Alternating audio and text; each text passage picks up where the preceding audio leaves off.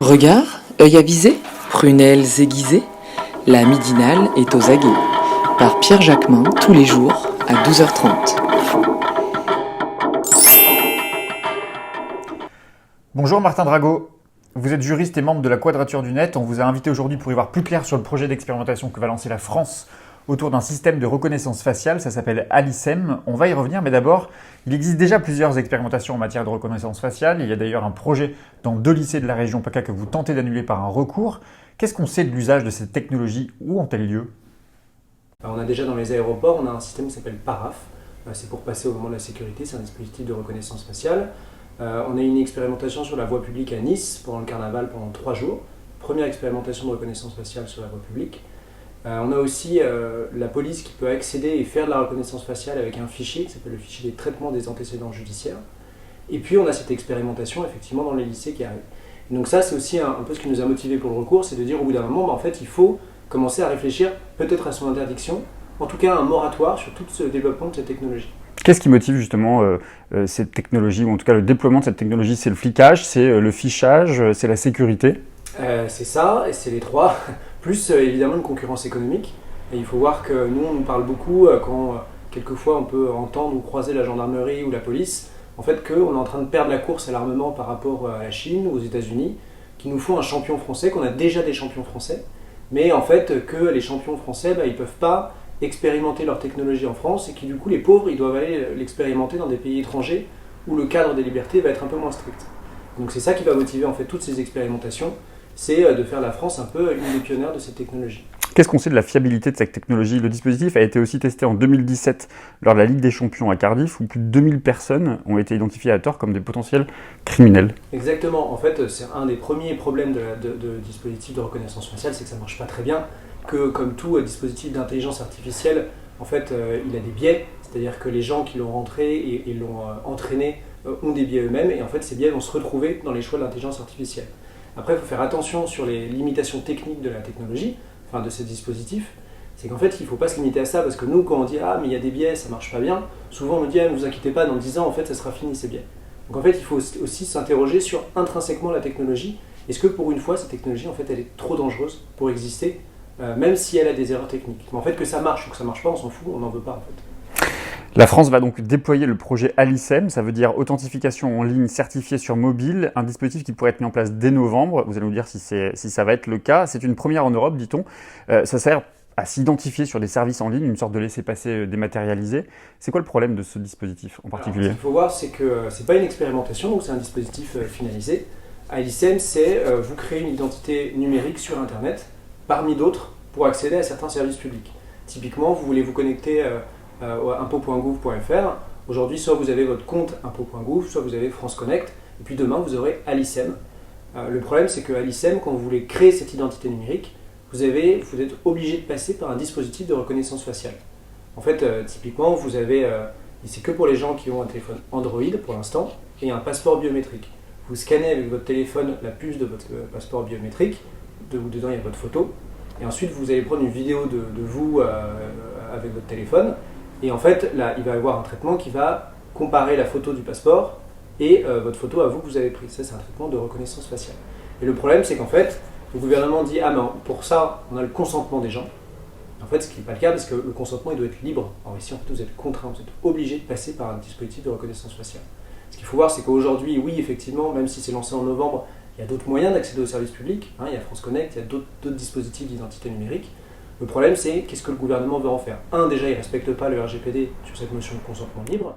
Et puis deux, ensuite... RGPD, c'est le règlement sur la protection des données personnelles. C'est là où il y a cette notion de consentement libre, où on dit on ne peut pas contraindre les gens à une utilisation de leurs données personnelles. C'est ce qui se passe ici. Et donc, à côté aussi, il y a en fait le discours du gouvernement, notamment Christophe Castaner, qui a sorti un rapport en juillet 2019, ce juillet, où en fait il fait des liens extrêmement bizarres entre la haine, l'anonymat en ligne, et puis le dispositif Alicem. En fait, typiquement, et là on le cite, il dit il y a beaucoup trop de haine sur Internet, il faut mettre fin à l'anonymat, il faut que chacun puisse savoir à qui il parle sur Internet, et ça tombe bien parce qu'au ministère de l'Intérieur, on est en train de réfléchir à un dispositif qui s'appelle Alicem. Voilà, donc aujourd'hui Alicem, on va dire que c'est pas encore obligatoire pour tout le monde et qu'on peut utiliser d'autres choses pour accéder à des services publics, mais le risque c'est qu'est-ce qui se passe demain. Et puis aussi le risque, c'est que pour la première fois, on a eu la CNIL, donc c'est la Commission nationale informatique et liberté, c'est l'institut qui s'occupe un peu de vie privée sur Internet, qui avait dit au gouvernement pour Alicem, qui avait dit en fait là vous ne respectez pas le RGPD. Et en fait le gouvernement n'a pas tenu compte de l'avis de la CNIL. Pour une fois qu'elle se prononçait un peu pour un truc de reconnaissance faciale, le gouvernement n'a pas tenu compte et a publié son décret tel quel. C'est ça qui nous a motivés à attaquer. En 2018, justement, Manuel Valls avait déclaré à propos de cette technologie non au juridisme, enfin en tout cas pas de juridisme, il faut avancer. Vous, à la Quadrature du Net, ce qui vous intéresse, c'est aussi les libertés publiques, évidemment, dans un monde de plus en plus connecté, ou en tout cas interconnecté. En quoi ce sont nos libertés directes qui sont menacées ? En fait, la reconnaissance faciale, telle qu'elle est voulue et telle qu'elle est cherchée un peu par les industriels et certaines personnes du gouvernement, enfin le gouvernement même, c'est un peu l'outil final de reconnaissance et de surveillance de masse dans la rue. C'est-à-dire que on ne sait pas quand vous êtes surveillé. Par exemple, je prends l'ADN ou les empreintes, on sait quand on vous les prend. Le visage, en fait, on ne va pas savoir quand est-ce qu'une caméra va vous repérer et vous identifier. Et ça va être en fait partout dans la rue. C'est une possibilité à bientôt à venir, peut-être pour les JO 2024, par exemple, que le gouvernement voudra mettre en place. Et donc ça a effectivement un effet énorme sur votre liberté d'aller et venir, sur notre vie privée, et puis aussi sur notre liberté d'expression ou de manifester. Parce qu'en fait, vous savez que si vous allez manifester, vous allez être identifié, peut-être que vous n'allez pas aller manifester de la même façon. Alors ça, c'est pour la reconnaissance faciale sur la voie publique, mais en fait, il y a un problème avec tous ces trucs d'identification, et même votre téléphone Apple ou je ne sais plus quoi, quand vous déverrouillez votre téléphone avec la reconnaissance faciale, en fait, ça normalise cette technologie. Et au bout d'un moment, il y a un vrai risque que si vous allez sur les services publics en utilisant la reconnaissance faciale, si vous déverrouillez votre téléphone, ou si vous passez dans votre lycée et il y a un dispositif de reconnaissance faciale, en fait, ça normalise la technologie et quand elle va arriver sur l'espace public, vous n'allez plus tellement réfléchir aux dangers pour les libertés. Justement, sur l'usage des téléphones portables, on voit bien que les nouvelles technologies, ou en tout cas les nouvelles générations de téléphones, ont déjà introduit la notion de reconnaissance faciale. Il y a un vice juridique dans l'usage de ces téléphones ? C'est une super question. On sait que souvent, c'est des constructeurs téléphones type Apple ou autres constructeurs de téléphones. On sait que le respect du RGPD, donc de ce règlement général, c'est pas leur truc. Donc effectivement, il faudrait creuser, voir si le consentement des gens, est-ce qu'il est vraiment libre ? Qu'est-ce qui est fait de ces données biométriques ? Oui, c'est ça la question. Qu'est-ce qui est fait des données, justement ? Il y a plein de questions. Ouais. Voilà, dessus, ça, pour la salle, on va travailler, mais je vous invite tous à travailler dessus, effectivement. Est-ce que vous ne craignez pas également, avec le contexte politique, géopolitique, le climat social, intellectuel, la grande confusion qui règne, mais aussi évidemment les questions de terrorisme, nourrissent ce besoin, justement ? Est-ce qu'il n'y a pas une forme d'acceptation sociale de ce flicage, ce que raconte Naomi Klein un peu dans la théorie du choc ? Alors moi, je ne crois pas du tout à ce que la population appelle. En fait, souvent, c'est le gouvernement qui va utiliser l'argument de la peur et du terrorisme pour pousser toutes ces technologies. Ce qu'il faut voir, c'est que là, on parle de reconnaissance faciale, mais il y a toute une assemblée de nouveaux outils, de nouvelles technologies de surveillance qui se développent. Il y a la vidéosurveillance intelligente aussi, c'est la vidéosurveillance qui va repérer certains comportements dans la foule.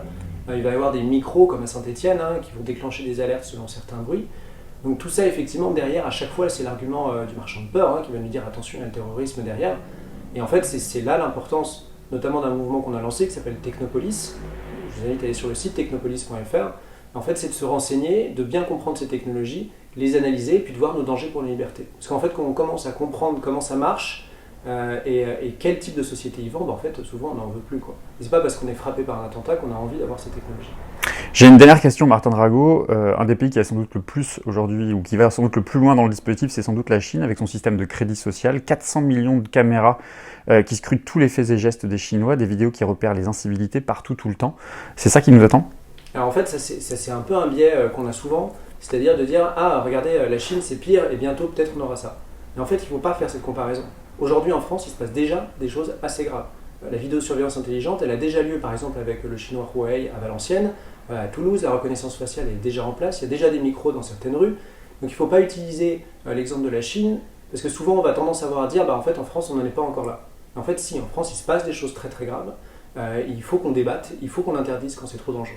La Chine met en place quand même une sorte de crédit social, c'est-à-dire c'est ce qu'elle fait justement, c'est ce qu'elle fait des données en fait qui n'est pas encore aujourd'hui le cas en France. Ouais, non, bien sûr, après il y a énormément de différences avec la Chine, mais c'est vrai qu'il ne faut pas trop l'utiliser et souvent on l'a dans ce thème et dans ce discours comme une comparaison. Et en fait souvent on va avoir un peu un truc où on va dire en France c'est moins grave. Il ne faut vraiment pas tomber dans ce truc-là parce que ça va un peu empêcher d'analyser déjà ce qui se passe ici en France. Merci beaucoup Martin Drago. J'en prie.